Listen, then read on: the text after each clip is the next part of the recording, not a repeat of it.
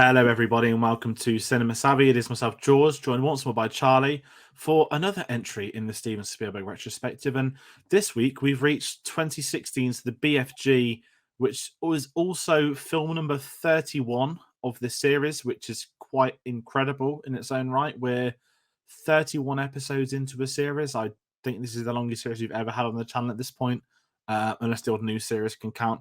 But before we get into any of that sort of stuff, Charlie, how are we doing today? Pretty good, yeah. It's a very gloomy day today, so watching films is basically all I've done. But yeah, pretty good today. Excellent. And as always, we are pre-recording this, but for people at home, if you're curious about the behind the scenes, we're only 2 days away from this video coming out at the time of recording, so it is very current. Whereas I think the last time in advance of LFF, we recorded like 5, so we were done a month early, which was very stressful and weird to do, but we're back on track. We're in the last stretch. We've got 4 more films, a top 10 ranking, and a few other things to talk about a little bit later on. But as always, please do comment your thoughts on the BFG. Don't forget to like, comment, share, and subscribe. As we said, there's a few more Spielberg videos in the way, so the subscribe button really does help.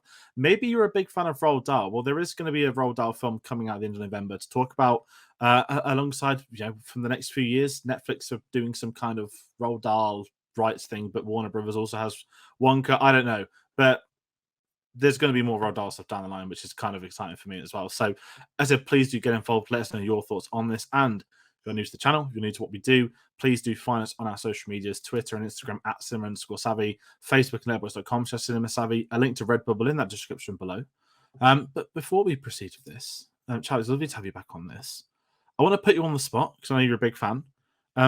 Favorite Roald Dahl book and film? Well, they're two different ones. So, favorite book is The Twits, which I don't think there is any kind of adaptation of. But hopefully, there will be because it's a great story. Favorite Roald Dahl film? Probably James and the Giant Peach. That animation, they'll never top it. It's incredible. I really hope they don't remake that in this new Roald Dahl verse that's happening. But I guess we'll have to wait and see. No, that's amazing. I love James Giant Peach. One of the favorites growing up. And yeah, I kind of want to put myself on the spot of the question, but I don't. It's been a long time since I've read a Roald Dahl book. Do you remember the little magazines in the mid-noughties? Yes. We used to have all them. So they're in the garage. We've got like a glass eye and everything and loads of really cool stuff. But I always loved reading The Charlie and Chocolate Factory, as I think everyone would. Yeah. But film-wise, I don't want to copy and say James Giant Peach. I love James the Giant Peach. You can copy. I don't think mind. as I've got older, I think I've grown more respect for it as like an actual piece of filmmaking. And I'm going to just say I always prefer the 2005 Charlie and Chocolate Factory to the original one, which is deemed quite controversial. But it had Count Dooku in it, whereas weirdly didn't. So yeah, I don't know why. Just for the sake of getting Christopher Lee in the film, I think. Yeah, why I still don't know why he was in it, but he was great. I loved him. But yes, enough of old adaptations. This is, of course, well, it's not the most recent one. It's the most recent. Is this the most recent BFG one? I don't think they've done one since. There's a lot of Roald Dahl TV shows at the moment. Yeah. So there's two BFGs, but this is obviously the first one came out in like the 90s. It's actually a beautiful 2D animation that we used to watch a lot. Got it on the shelf behind me. It is great. I remember always used to watch it at my nan's house on Sugar. That's why I always have weird memories of it. But yeah, we're going to be able to get into that because I've got a story because heading into this video today, I'll jump in first. This is the first time I've seen this film ready for this video today. I wasn't on our original channel review. As Tate said in the last entry, that now we're at the films we have reviewed before on the channel, which is kind of so weird in a really cool way. So I was never on the BFG one. I'd never seen it. I can remember it coming out in a very weird way, and we'll talk about its box office later, but this was more famous, I think, for being a flop than anything. But I think as the years gone by, it's interesting to look back at this. And yeah, I had the BFG, this film on Blu-ray for like 6 years and never seen it. And when it came out, do you know when like HMV or like supermarkets used to always have the originals on sale cheap? The animated BFG film was like £3. I remember picking up at a nostalgia sake. I've never seen it. I should have, since buying it. I probably should have in advance of this too. But yeah, I remember loving that when I was younger. But How about you? Did you see this at cinema first time around? I know you saw it again today. Oh yes, I was so excited for this on its initial release. I'm a huge Mark Rylance fan. Anyone who knows me knows that. I preach about it quite regularly. I had quite an intense debate with some people at the film festival about how great Mark Rylance is. Yeah, so I was so excited, and also lifelong Spielberg fan. So for me, it just seemed like a match made in heaven. Him bringing Roald Dahl to the screen just seems to make sense to me. So yeah, I think I saw it like opening weekend at the Empire Cinema in London, and I loved it on first view. I thought it was just beautiful. Yeah, and this is what's quite interesting. So with the background to this, as I hadn't seen it, when we did this list many months ago, I've always known that you're a big Roald Dahl fan, Spielberg and Ryan says, okay, I'll ask Charlie. It's all been very last minute organising, so thank you for jumping on as well. No Um, problem. but what we'll do when we kickstart this, there's a few behind the scenes. This won't be as long as the other reviews because there's not too much about it, which is because it's an adaptation and it hasn't had the biggest of legacy. It's still very recent. I think I'm fair in saying. We'll kickstart with the classic IMDb plot synopsis. So, exactly as you'd expect. An orphan little girl befriends a benevolent giant who takes her to giant country. They attempt to stop the man-eating giants that are invading the human world. Now, I'm going to be blunt. As a kid, I wasn't the biggest fan of the BFG book. I loved, and you know what's really strange with Roald Dahl, going back to earlier, one of my favorite books of his was actually his autobiography. I don't know if you ever read it. It was the So one when weird. it was the one though when he was a kid. I Yeah, don't know if you like, and it wasn't clearly the adult side because I think he released two, but it was the very child friendly one. I yeah. always remember like the stories, and it kind of explains a lot about how his writing came. But with this film being announced, I'll be blunt, I didn't see Bridge of Spies till the Oscar year, like around the time the awards were on, so I didn't see that early. I enjoyed it. I enjoyed rewatching it last week. But for the last entry, but the BFG, I just never saw at the cinema, and I don't know why. Because as you said, it's Spielberg, and Mm, it's a Roald Dahl adaptation, and it came out, I think, the June 2016 here. And in my head, I've just been trying to like scrap my head, like, what was I doing back then? mm, I would have been at college/uni, so I'd have been at the cinema a lot. And I can remember seeing at least Captain America: The Winter Soldier, which was like a few months before that. Not Winter Soldier, sorry, Civil War. So like I was clearly active in going to cinema. I just don't know why I never saw the BFG. But kind of following in from that, if I talk some of the behind the scenes, this very much surprised me.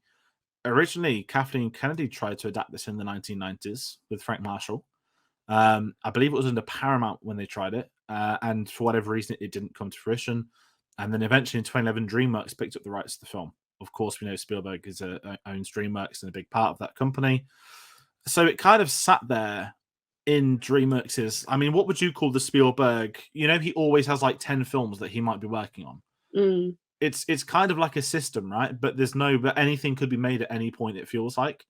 And this one sat there for a few years to the point where Melissa Matheson jumped on board, who wrote E.T. Yeah, And this was her last film, is worth mentioning, before she sadly passed away. She passed away, I think, in November of 2015. She was a massive part of this film coming to the big screen. And I think there's something nice in regards to that later that Spielberg worked with her on her final film. yeah, Film that, again, going back to E.T. 1982, one of he's released many great films, but right up there as one of, the classics, a child-friendly film as well. And there's sort of, in a very weird way, you can make comparisons to E.T. to BFG. Like, if you were going to, without me segueing in a weird way, if you were going to pick a single Roald Dahl film that Spielberg would be the best at handling an adaptation of, he could do probably all of them because he's great at working with children, but there's something about the BFG that jumps out as one that's more fitted to him than maybe some others. yeah. And I think it's kind of the one that's the most sort of fantasy. I mean, they're all fantasy, but a lot of them, like if you look at Matilda and if you look at even the Twits, SEO Trot, they're all ones that take place very much in our world, whereas the BFG has that kind of fantastical element to it, which takes you out of reality a lot more than some of the others. So I think maybe that has a lot to do with it. Obviously, like you say, after doing ET and Close Encounters, he's kind of got that sci-fi experience, and we know how well he translates those stories. So I think, yeah, him doing BFG really kind of made sense. Yeah, absolutely, and I think that's kind of what happens here. That although DreamWorks did work on the film, they didn't receive a production credit. Disney will go on to did go on to co-finance the film, and they just used the Amblin banner rather than Yeah. DreamWorks, which I wonder if that's a bit of studio politics of on themselves. She's got an executive producer credit. There's no details on me trying to source this info. This is my own thinking. If this is an idea that Kathleen Kennedy was trying to get it done in the 90s, this is something she picked up in 2011 before she was Lucasfilm CEO. I wonder if there was a bridge in her helping Spielberg get this with Disney. You'd Yeah. imagine, for the sake of their, 40-year relationship, that would have happened. But it is very curious, and that's kind of what's quite sad of this, that when we've done this series, again, the older the film or maybe the later the films, there's some really interesting stuff to find on these. There's really not much behind the scenes bar that on this film. Struggling to get details, stuff that isn't just about its box office numbers. And there's, when films don't perform, we will talk about it later. There is a good discussion to have around that, but a box office doesn't make or break, in all regards, a film. I think it's a politer way of saying that. But what I want to kind of jump to you with, I wanted to immediately ask you, what are your thoughts on his direction for this handling of Roald Dahl film? Just without a blunt yes or no, does it work for you? Is this something that works? I think it does on first viewing. I don't think it's the most rewatchable film. I think its pacing isn't quite right. I think he's almost trying to make what is quite a streamlined story a little bit too big, and kind of trying to fill in those silences with, well, let's just revisit that same location again, and let's just revisit. And I really think the visuals are incredible. I think the color palette is beautiful. I think the way that it is all brought together visually works really well. But there's a couple of moments where it's all just a little bit slow, and it's like, okay, we get it. Like his I don't know what you'd even call it. His house, his basement. I don't know what it is, but it's beautiful. Cave. His cave, yeah. And when Sophie is taken into the back where he keeps the dreams and all of that is so stunning. But do we need like a 5-minute sequence of her just looking around? Do you know what I mean? It's Yeah. a little bit ploddy. And I think because, like you said before, Roald Dahl books are essentially children's stories. This is a family-friendly film. It needs to be a little bit quicker to keep those kids engaged. So I think on paper this should make a lot more sense than it maybe does on a rewatch. Yeah, it's very well said. I'm glad you brought up the timing, because this film's runtime is 1 hour 55, I think it was. Yeah.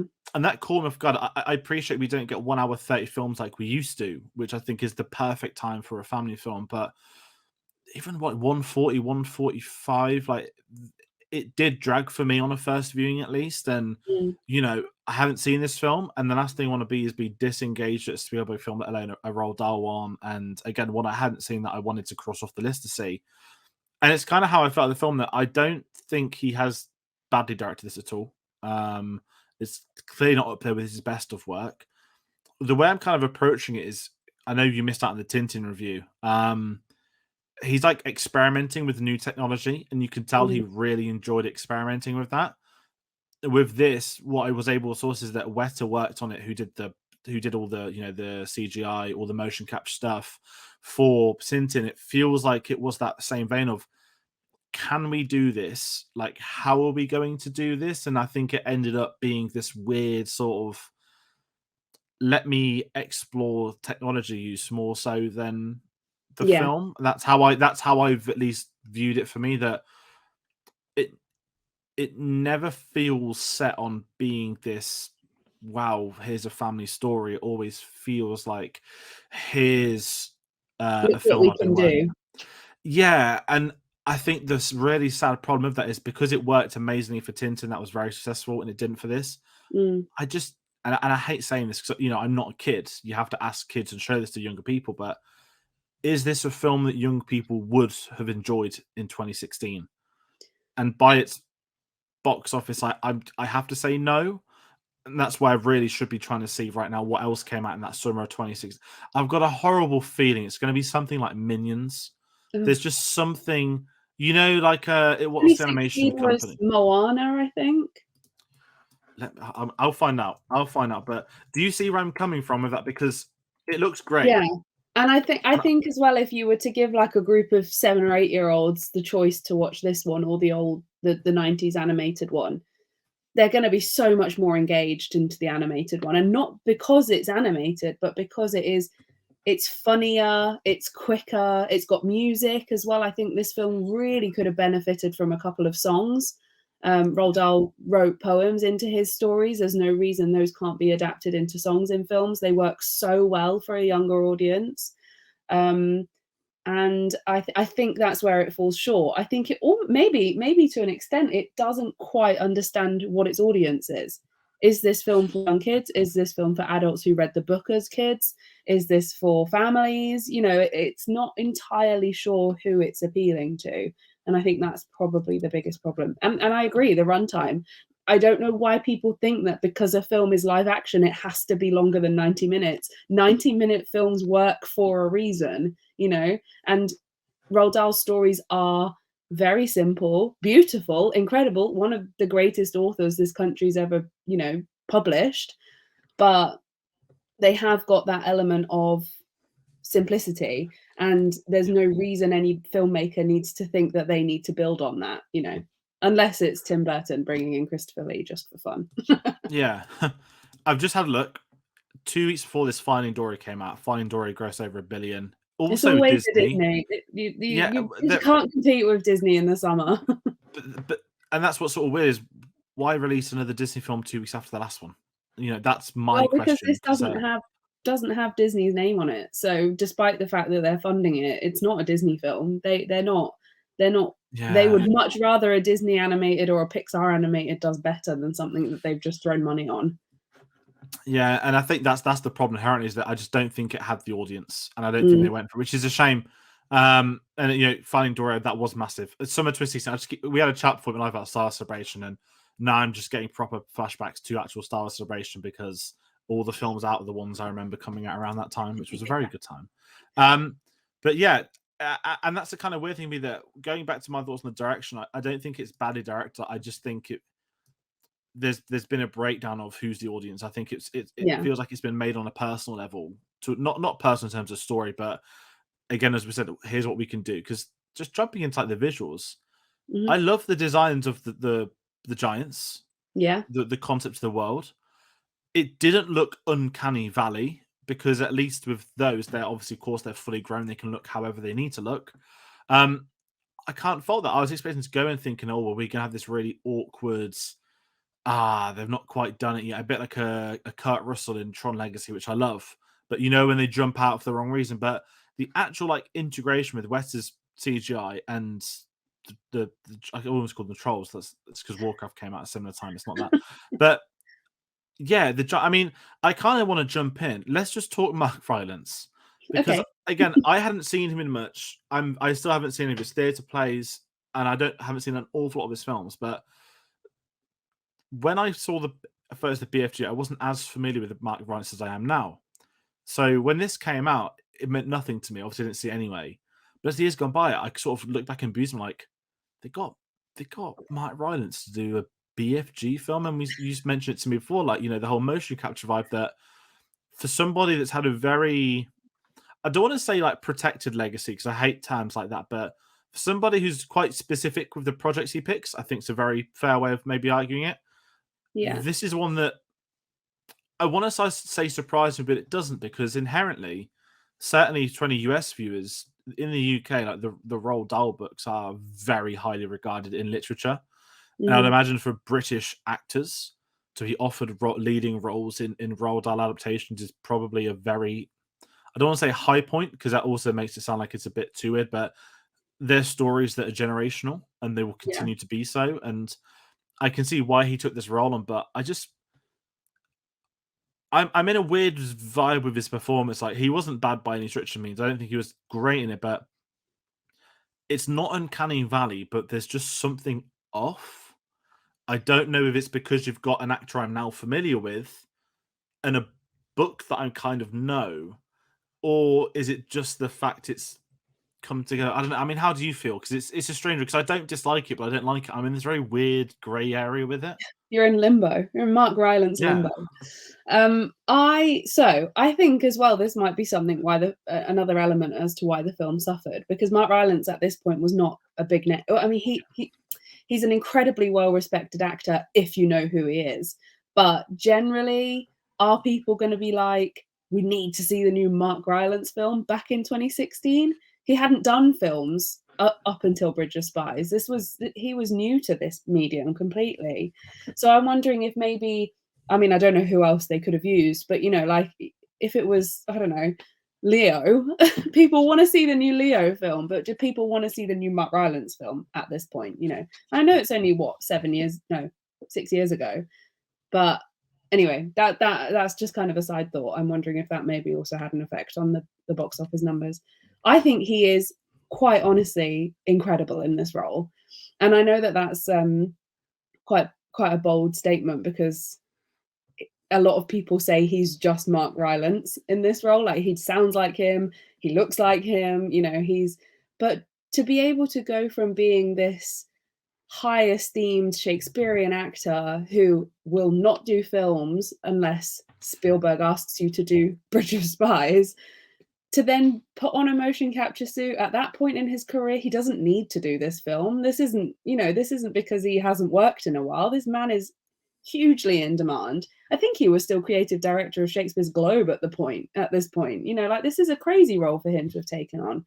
But I think he did it with such grace. I think he embodied the role completely. I love his voice on this character. I think it works so well. Yeah, I can't fault his performance and I can't fault the casting. I think he's brilliant. But I do think that might have had a bit of an effect on the numbers. Yeah, it's a very good point, actually, even the numbers of it, because, you know, not saying he should be it, but this was Robert Downey Jr.'s the BFG. In the summer of 2016, Civil War, Iron Man, etc., etc., you're in. Everyone's in. New I mean, you RDJ could film. probably compare it to Doolittle. Like, look how I don't know Yeah, exactly what the numbers were on Doolittle, I but think it. people went to see that because it was RDJ, you know, and it was like the first thing he'd done since Endgame, and like let's get the kids in to see the new film with Iron Man in. There's nobody going to their 8-year-old kid. Do you want to go and see the new Mark Rylance film? They're going to be like, who? Yeah, So I think I don't know. I think it's a very good. It's a very good point, and also it kind of makes me respect Spielberg with it. Although it, you know, Spielberg's not been another director that goes to make films for box office. He never has been. And even the choice of villains in this, like I've not got them all upon me, but I know that Jermaine Clement, I absolutely love him in this. Yeah. And to bring him in, just be yourself, go for it. You've got oh god, have I forgotten his name? Bill Hader, of course, in this as well. Yes, yeah. They're again names that kids won't know, but like I think people in the industry would have been like, oh look, Jermaine Clement's doing a really cool, weird role as a giant. The same with Bill Hader, and there's something that works there. And I guess what you could kind of maybe form it to what I've been saying as well. My thoughts on it. They've made the BFG because this is, and I guess this is ultimately where it is, right? This is Steven Spielberg's BFG, not Disney's the BFG, not XYZ's the BFG. This is Steven Spielberg's take on the BFG, and I kind of appreciate him for it, going for that different cast, not the. I mean, had this been like a Disney live action remake, it would have been like, let's get XYZ as ABC. Let's do it this. would have been Johnny Depp. Like, there's just no question. Yeah. At the time, he was the biggest character actor on the planet. Tim Burton's BFG certainly would have been as well. Now that is something I want to see. And that's what's kind of quite exciting with that. I guess we can say that there is this. It does inherently feel like a Spielberg film, sticking with his direction of the film. Like, it does feel like one of his films. I think what the jump is that we're in this sort of, again, 2016 as Spielberg's got older. When he was making a lot more of the kids' films in the 90s, he'd very much make them for his kids. Yeah. And I'm not going to ask if he has grandchildren, and that's not for me to ask, but I was like, the early 90s is a different generation to the mid 10s. Just the whole state of cinema, everything in that regard. So it makes me wonder if there is a different generation. And when this film came out, I remember this awful over exaggeration. Like, is Steven Spielberg finished? He has no draw. He has no this. And I was just there like, It's one film, and we'll get to Ready Player One in a few weeks because that's one of his highest-grossing blockbuster films ever, which clearly showed that wasn't the case. What everyone was saying, but it does make for an interesting conversation. And again, going back to Matt Rylance, I quite like him in this. Like again, I'm in this middle toe. Yeah. It's not Don't Look Up. That's all I can say. It's not Don't Look Up. Why did you have to bring that up? Well, it's just I just because I really like Matt Rylance, and I Yes, just remember like the first rightly time I so. saw him in that film. I'm not saying Don't Look Up, I was just like, what's he doing here? And I'm willing to let it. I haven't seen Phantom of the Open, which I really want to see still. That was like a year ago now, but I enjoy him. I really enjoy him, and I know he's doing he's doing like a stage show, isn't he, soon for like one day of Shakespeare or something. He's doing a one-man show. It's like his journey with Shakespeare. Which that would be pretty good. But I want to talk to us as well. Character Sophie. Also, very weird thing. Now I know the BFG set in the 80s as a kid, like it's always post-war. This film doesn't do a very good job at. Now, listen, it doesn't need to be like Wonder Woman 84 and tell you, guess what, guys? We're in the 80s. Here's the great music you love. The BFG 84. It took me quite a while to. I was like, is this the 50s or is this the modern day? Like, I know it's not really inherently important to this, and we'll get to the Queen casting in a bit. And I was like, so is this meant to be like the current Queen? Like, and also it was very odd. Sorry, the orphanage. Why is she living in like a Victorian orphanage? Exactly right. So I was just there, like I don't know when this is meant to be set. This is the problem I kind of have. Like, this is really in front of Sophie because I don't. There's nothing I hate more than dissing like child actors because they're children. Now, behind the scenes, I'm doing a Black Adam review later tonight, and it's got the worst teenage acting performance I've probably ever seen in my lifetime. So I'm just going to get out of the way now. But I don't have a problem saying this. What I will say is that and this goes to credit Spielberg, Matt Rylance doing that motion capture meant that a 12-year-old actress actually had somebody to act with. Yeah. Not a CGI ball saying, look up here, this is the BFG. Yeah. She was able to act and have an environment. So I don't have any issues with her performance. And again, I'm not into the zone of going in on children actors or not. I think it's a very tough thing. Not that I've ever done it, but it's not something like we live in this horrible age now where everything has to be deemed like amazing or terrible. Like people kind of an in between, and I think people are far more scathing of actors given what I've just said about the Black Adam one. At least he's like a teenager, but that film's a monstrosity. But yeah, how do you feel with Ruby Barnhill in this? I think she's fine. I'm just gonna say it doesn't jump out as like some of Spielberg's other child actors, but I think it's a very different and more difficult film to do so because everybody knows the story of the BFG. Yeah, and I think I love that she's Northern. I love her Northern accent, but it makes no sense why she has a Northern accent. She lives in an orphanage in London where she has been since she was a baby. I'm not entirely sure how she's adapted a Northern accent, but that's kind of irrelevant. That's just a little nitpick for me. I think she's fine. She's a cute young actress. She's clearly bursting with confidence.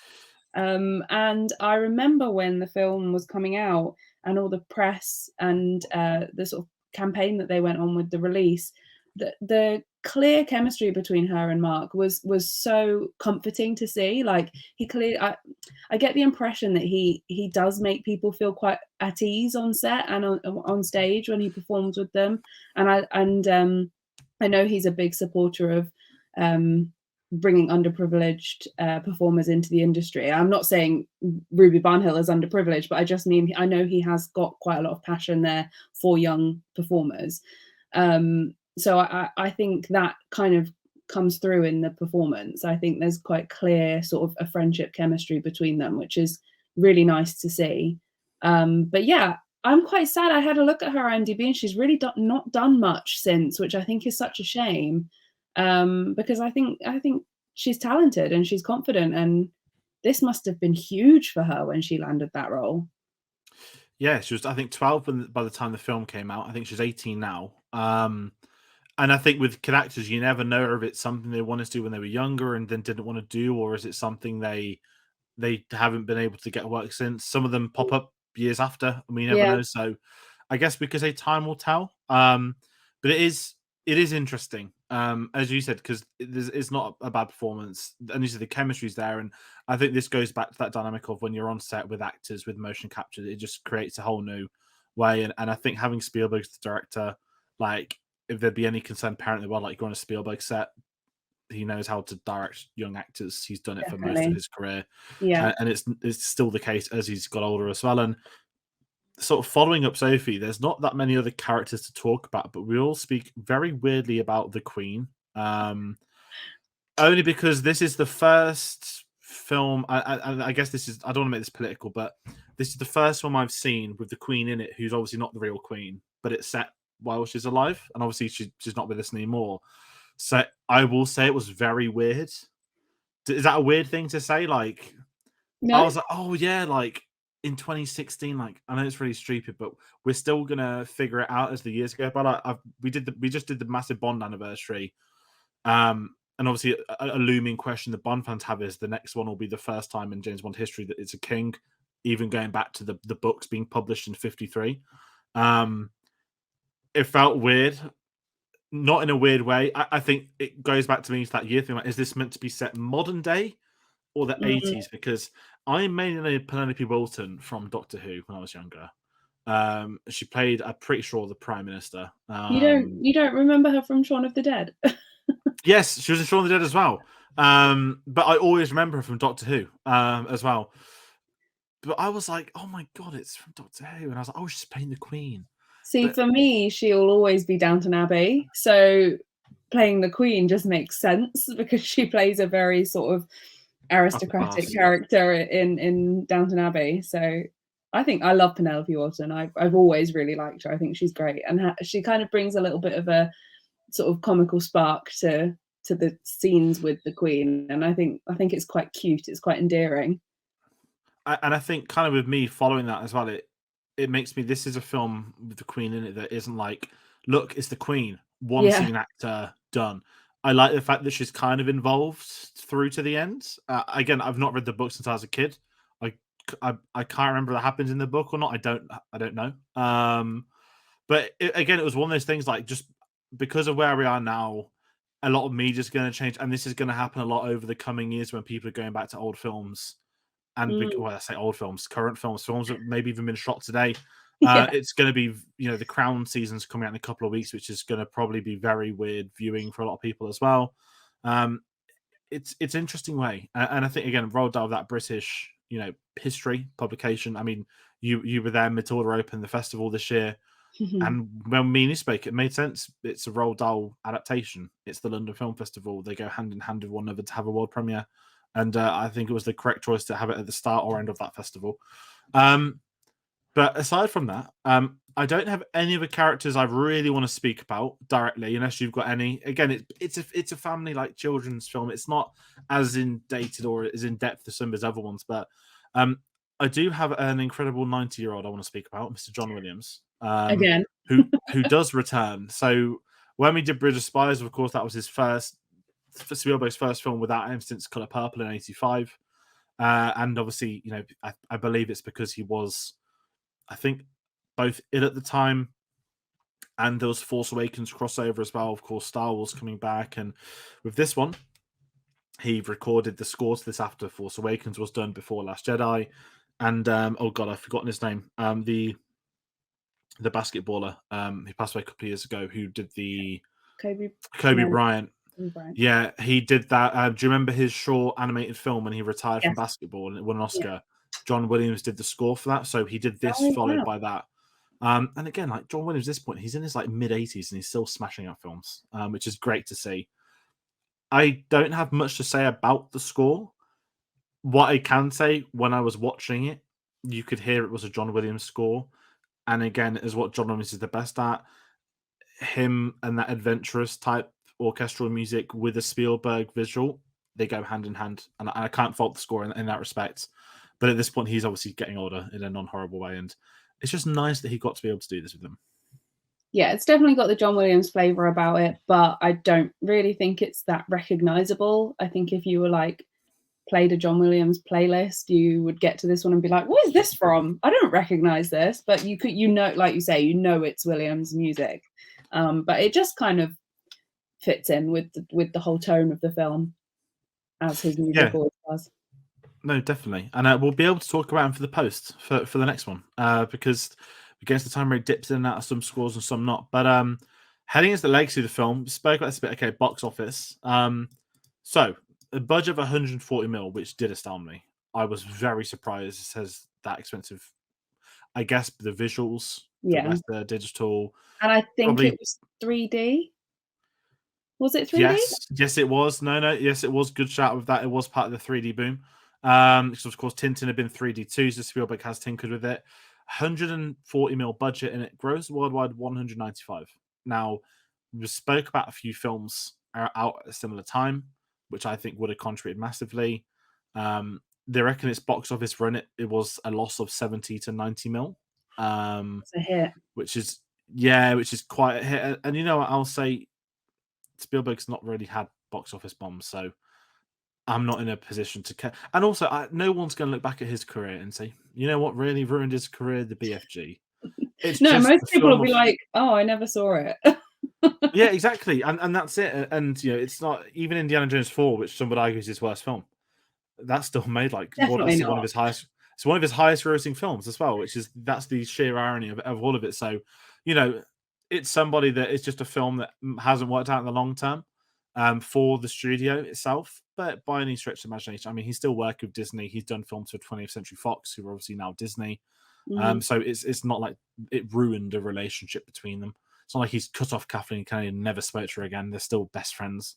So yeah, the box office stuff, it is, you know, we bring up in every episode. It is worth bringing up, but there's been a few really good articles online recently, and there is this conversation of, you know, box office hits. You know, it's a tough one. I mean, where do you stand? A box office bomb. Someone says, "Oh, it can't define a film," and I was like, "Well, I don't think there's a right and a wrong answer. It can define a film because if you look at it from a studio side, they need the money from films to continue funding and making films. But it's at the same time, you know, if you might have the best film ever made in history and it made 1p at the box office and one ticket was sold. So I'm in that middle zone of that camp. I don't think there's a correct answer. I guess it depends how they're going to formulate the opinion of it. Is that fair? Yeah, I think the easiest way to sort of define it is the box office takings defines it as success, but it doesn't define its quality. And I think obviously films are subjective or objective. I can never remember which one it is. Objective. And like also you have to remember how much these films cost to make. Like you could go look at a very low budget A24 independent film that could be an absolute work of art, but if the company aren't willing to invest in its distribution or its marketing, it's not going to make as much money as Finding Dory, you know, but that doesn't define the quality of the film. It just defines the success. And the success usually comes from the company behind the film rather than the creatives at the front. So I don't think it's something like you say. There's no definitive answer with anything when it comes to films because it's a form of art. So there are no facts. It's just people's opinions. But I don't think you should write a film off just because it bombs at the box office. That doesn't necessarily mean that you as an individual are not going to enjoy watching it. Yeah, 100% with you on that. And that's the conversation that so many great films, and I think, oh God, I can't remember who spoke about it recently, but there was one, I think, was it James Cameron? And they were trying to talk to him about oh, you can't do that. And his like, Titanic's box office paid for the studio we're sat in. You're going to let me do it. And you kind of, they're like, you know, it is correct. And I think, you know, if people are struggling directors, you have to look at a trajectory of career. Spielberg's the highest grossing director of all time. It means nothing that this one wasn't the giant hit. Exactly. And that's without inflated numbers. He's the most successful director of all time. Imagine those inflated for 2022. That would be a scary statistic to see who comes near to him. And kind of following up what we've done with this series, talking Oscars as well. No Oscar nomination for this. Not a problem. It's a family film. It's not, again, if it was something like The Post, which did get a lot of nominations, the conversation would be, oh, look, he made an Oscar type film and it got no nominations. But where Spielberg is, he chooses to make the films he wants to make, whether it's through political belief, whether it's through real life events, whatever he wants to do, he chooses what films he makes. And The Post is going to be very interesting when we get to next week, because that was very, very political of 2016, which we know is a turbulent time for politics, both in the UK and in the US. It still is today. God knows what the next 2 days have in store before this video comes out. But talking about this film today, I guess me and you sort of laughed and joked. We don't think anyone's seen it. And if they have seen it, they probably just haven't gone back to it nicely. But like the way I am with this is that, listen, I like Roald Dahl. You know, Roald Dahl as a branding isn't going to go away. Netflix have the rights now. We're going to get Wonka next year, which Christmas release date and all that sort of stuff. That's going to be a big one. Where I keep thinking, all right. So I didn't see Pinocchio at the festival. Sorry to take off point. Now I know Pinocchio is not Roald Dahl, but because it's the stop motion animation, I keep thinking of James the Giant Peach. Because obviously, you know, it's got like creatures. It's a very different films. Yeah, very different. Very similar in style, though, so I can kind of see aesthetically why that would be, why you would pair them, because it's dark fantasy and they're both stop motion, but they're not the same thing. And it's not the same author either. So, and obviously, you know, as we said, Matilda's coming out at the end of November in the UK as well. December in it's weird. UK's got cinema and US has Netflix, which is a very weird irony. They've brought it forward for the UK cinema release, which good. Nice finally, someone's actually done that. Although it's coming out during the World Cup, which isn't maybe the smartest. Yeah, but is that the same audience? Release date is England versus Wales at 7 o'clock. No, but I mean, are they going to have the same audience? That's not the same group of people, is it? Going to That's see what I'm curious about. And the World Cup. That's what I'm curious about, though. Or will some kids want to watch Black Panther? It's going to be interesting. I'm very intrigued to follow. Again, UK is Roald Dahl. It will probably do better here than America. It makes sense for it to go on Netflix in America. I think they're doing it Christmas Day, which is strange because Knives Out's 2 days before, which is very weird. But yeah, that's today's perceptions. But this has been a weird one to do. We're going to head into. Do you have a favorite scene or scenes you want to talk about? I'm going to be blunt. I don't have. It's a very forgettable film for me, at least.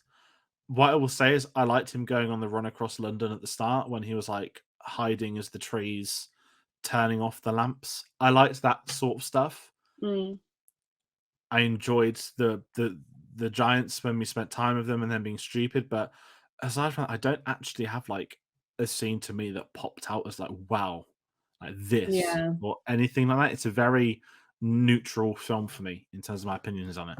Yeah, I think the film kind of just feels like one really long scene that kind of is just the same all the way through. No, I don't think I have a favorite scene, really. And that's quite sad to say, but yeah, I'm the same as you. There isn't like one moment that kind of like is the peak of the film. It's all very one level. I just think it's beautiful. I think if anything, if you haven't seen it, watch it just for the visuals, because I just think it's such a beautiful film. No, very well said. And kind of me following that and heading into my final thoughts, I said it's quite forgettable. I said I don't have scathing things to say. This is one of the shortest entries so far. I don't have scathing thoughts. I don't have madly positive thoughts. It's just been an interesting experience to finally see this film. Yeah. Would I have watched this if it wasn't for this series?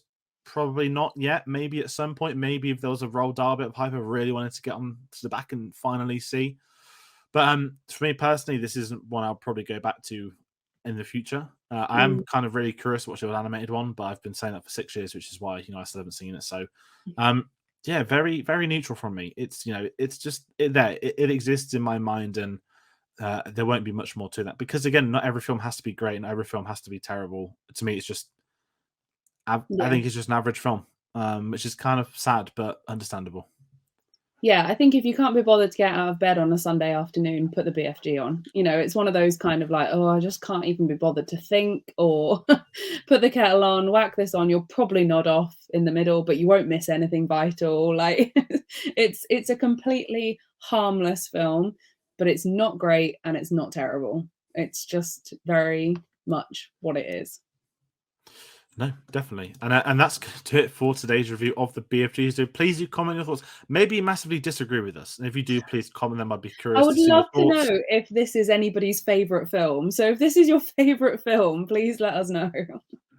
Comment it. They'll be out there scouring to find it. But we'd be curious either way. So please do get involved. If you're a fan of Steven Spielberg, do not go away anytime soon. There's a lot more videos coming out. So please consider hitting that subscribe button. We are building towards a few more down the line. I guess next up is the post. We mentioned it a few times today, coming out Tuesday the 1st of November. I think it'll be Tom Woods joining me on that one, coming back. More details TBC, because we're still planning the last few. We've got a lot of stuff coming up, and we're going to look ahead to the Spielberg series. Let's go down to what is coming soon. So, as I mentioned with the post, we've got Ready Player One, which I know Charlie will be very excited about as well, on the 8th of November. West Side Story on the 15th. Now, Americans curious at home. We don't have the Fabelmans in the UK till the end of Jan.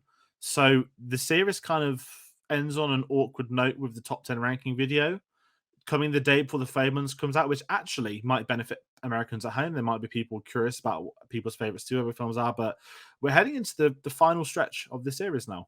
3 more films, not including today, and the ranking video. And if anyone is curious about the ranking video, it's going to be done like the others on the series. Guests that have joined us throughout the year will send in short videos. We'll put them into our ranking and our point system. And then once they're tossed up, we'll have, technically a complete ranking, but primarily it functions as a top 10, but we'll go through anything else, and all the ones with 0 points will probably be grouped together on a page. And actually, there might be a fair amount that don't make anyone's top 10. And I guess what we can also unveil, because I put it on Twitter as well, we now have a thumbnail done in advance. So this is the thumbnail for the top 10 Steven Spielberg films. It took a lot of time to do, but on there is every single film from his filmography, not including the Fabelmans. Everything we've had a review for across this series is reflected in there. It was actually quite fun to edit, but as I said, we're going to be going through all of his. We'll go over more details on the top 10, but as I said, we're going to be building heavily towards that once we get past the next couple of films. And in January, we will have a Fabelmans review. We'll format it like the Spielberg series. We've got a thumbnail and a design intro ready for it. Obviously, we just don't know what's going to happen with that, so it's very awkward in that respect. But I'm excited for it, and if you are as well, please do get involved and follow us. There's a lot of things happening, so find out about other videos and non-Spielberg stuff. You can get us on Twitter and Instagram at cinema_savvy, Facebook and letterboxd.com/cinemasavvy. We have a link to Redbubble in that description below. Charlie, I have your Twitter coming up on the screen as well. So if the people want to find you at home, is at Funny Old World X. You've been at the festival recently, but what else have you got going on that you could talk about? Well, the festival kind of took it out of me, if I'm honest. So I'm on a bit of a downtime. But obviously, it's Halloween next week, so I've got a lot of films sort of planned for the next week or so.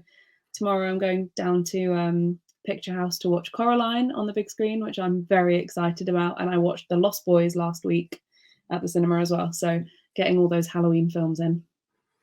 Definitely. So everyone, please do follow Charlie. You've been on a few of these videos now as well. I'm sure we'll have you on the ranking video as well. And I said, there's a lot of other things happening on the channel this week. We've got Andor coming tomorrow, All Quiet on the Western Front coming Thursday. And by the time this video's out, we'll have had a Black Adam review, House of the Dragon Season 1 review, a lot of other stuff. So it's been a wild week after a few weeks of calmness. So please do get involved. And finally, thank you all for joining in. Thank you for checking out this video, supporting the series. It does mean a lot to us. And with that, we'll see you on the next one. Take care.